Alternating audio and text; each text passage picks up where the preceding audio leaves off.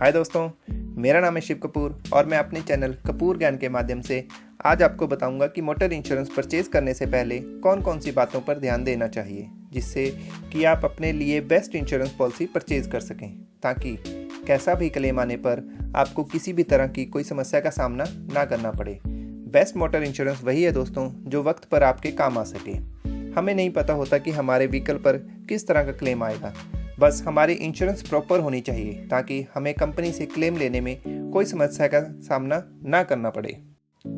इस वीडियो में मैं आपको कुछ बहुत ज़रूरी बातें बताने जा रहा हूं जो आपको आपके व्हीकल के इंश्योरेंस परचेज करने में आपकी हेल्प करेंगी, जिससे कि आप अपने लिए सही इंश्योरेंस पॉलिसी परचेज कर सको। जब भी आपकी इंश्योरेंस रिन्यू होनी होती है तो ड्यू डेट से कुछ दिन पहले ही आपके पास कॉल्स आनी स्टार्ट हो जाती हैं। ये कॉल्स कंपनी से भी हो सकती हैं, कोई इंश्योरेंस एडवाइज़र की तरफ से भी हो सकती है, जिसमें वो आपको सेम इंश्योरेंस के लिए अलग अलग प्रीमियम बताते हैं। जब आप उनसे बात करते हो तो वो आपको बताते हैं कि अगर आप उनसे इंश्योरेंस रिन्यू करवाते हो तो क्या बेनिफिट होंगे, या बोलते हैं कि अगर आपने किसी दूसरी जगह से इंश्योरेंस करवाया तो आपको कैशलेस बेनिफिट नहीं मिलेगा, या एनसीबी नहीं मिलेगा, या क्लेम लेने में समस्या आएगी, या इंश्योरेंस कंपनी चेंज करने से एनसीबी बेनिफिट ख़त्म हो जाएगा, या बोलते हैं कि आपको कोई दूसरा कम प्रीमियम दे रहा है तो उसमें कुछ ना कुछ गड़बड़ होगी, मतलब आपको ठीक इंश्योरेंस नहीं दे रहा, और ऐसी ही बहुत सारी बातें बोलते हैं। ऐसे में आपके मन में बहुत सी कन्फ्यूज़न हो जाती है, आपको डिसाइड करना मुश्किल हो जाता है कि आप कहां से इंश्योरेंस परचेज़ करें। लेकिन अब आपको टेंशन लेने की कोई ज़रूरत नहीं है। इस वीडियो में मैं आपको जो बातें बताने जा रहा हूं, अगर आप उन बातों का ध्यान रखेंगे तो आपको इंश्योरेंस परचेज़ करने में कोई प्रॉब्लम नहीं होगी और आप अपने लिए बेस्ट इंश्योरेंस परचेज़ कर सकोगे, वो भी कम प्रीमियम पर।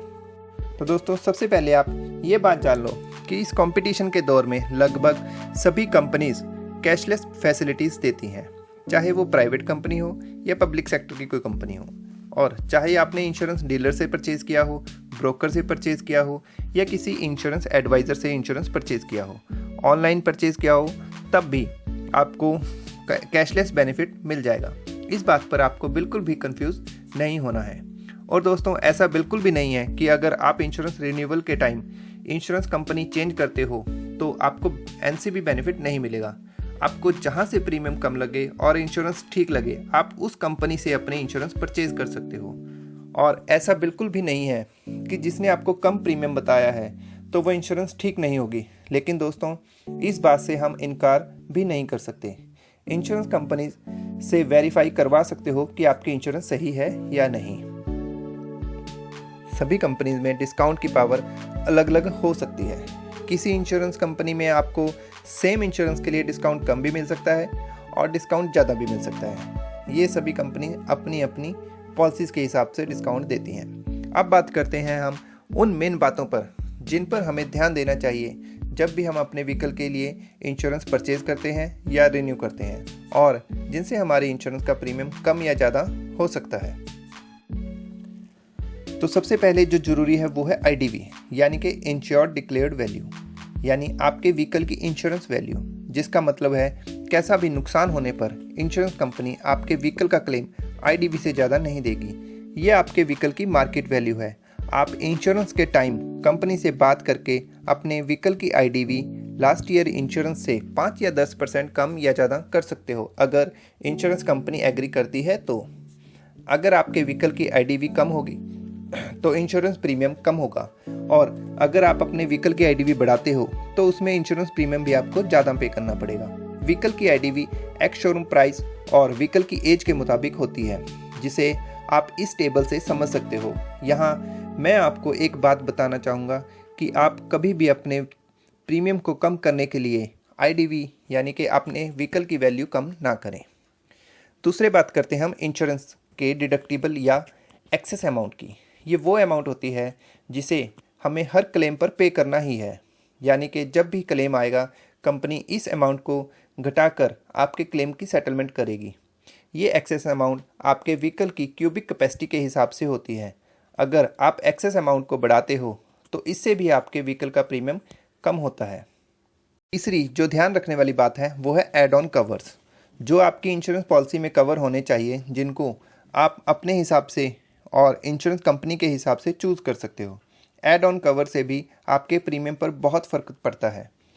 जितने ज़्यादा ऐड ऑन कवर आप चूज़ करते हो, आपको इंश्योरेंस प्रीमियम उतना ही ज़्यादा देना पड़ेगा।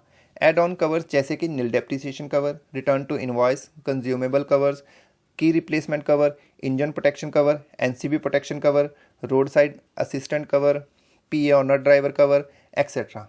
मैं आपको रिकमेंड करूंगा कि अगर आपकी कार न्यू है तो आपको नील डेप्रिसिएशन और रिटर्न टू इनवॉइस कवर जरूर लेना चाहिए।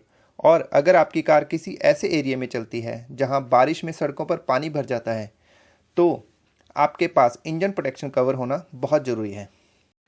चौथी जो बात बहुत ज़रूरी है वो है एनसीबी यानी कि नो क्लेम बोनस। आपने इंश्योरेंस परचेज करने के बाद पूरे साल तक कोई क्लेम नहीं लिया तो इंश्योरेंस कंपनी आपको डिस्काउंट देती है। मतलब कि आपके व्हीकल के इंश्योरेंस के प्रीमियम में आपको डिस्काउंट मिलता है और ये discount every claim free year के साथ बढ़ता रहता है और मैक्सिमम ये 50% तक जाता है। एनसीबी के स्लैब कुछ इस प्रकार हैं। फर्स्ट क्लेम फ्री ईयर में आपको ये 20% तक मिलता है, सेकंड में 25% तक, उसके बाद 35%, 45% और उसके बाद ये मैक्सिमम 50% तक जाता है। और अगर इस बीच किसी साल आपके व्हीकल पर क्लेम आ जाता है तो ये एनसीबी जीरो हो जाता है। अगर आपने एनसीबी प्रोटेक्शन कवर लिया हुआ है तो आपका एनसीबी क्लेम आने पर भी ज़ीरो नहीं होता। तो आप इंश्योरेंस रिन्यूअल के टाइम ये ध्यान रखें कि आपको एनसीबी डिस्काउंट मिला है और स्लैब के हिसाब से मिला है। अगर ज़्यादा एनसीबी डिस्काउंट मिला होगा तो आपको क्लेम के टाइम प्रॉब्लम आ सकती है। और फिफ्थ जो ध्यान रखने वाली बात है वो है इंश्योरेंस पॉलिसी में आपके व्हीकल की डिटेल्स सही हो, जैसे कि registration number, engine number, chassis number, owner का नाम, cubic capacity, year of manufacturer, registration date, etcetera. इससे भी आपके प्रीमियम पर फ़र्क पड़ता है। अगर आपके व्हीकल की क्यूबिक कैपेसिटी या रजिस्ट्रेशन डेट गलत होगी तो आपके व्हीकल का इंश्योरेंस प्रीमियम कम या ज़्यादा हो सकता है। तो दोस्तों, इस वीडियो में मैंने आपको अच्छे से बताया है कि आपको अपने व्हीकल इंश्योरेंस पॉलिसी रिन्यू करते समय किन किन बातों पर ध्यान रखना है, जिससे कि आप अपने लिए अपने बजट के हिसाब से इंश्योरेंस परचेज़ कर सकें और सही इंश्योरेंस परचेज़ कर सकें। तो दोस्तों, आज की वीडियो में इतना ही। अगर आपको मेरी ये वीडियो पसंद आई तो प्लीज़ लाइक करना, शेयर करना और हमारे चैनल को सब्सक्राइब करना। दोस्तों, आपकी सपोर्ट से हमें नई नई वीडियो बनाने के लिए मोटिवेशन मिलती है, तो प्लीज़ आप अपना सपोर्ट हमारे साथ बनाए रखना। और हाँ दोस्तों, वीडियो पूरा देखने के लिए धन्यवाद।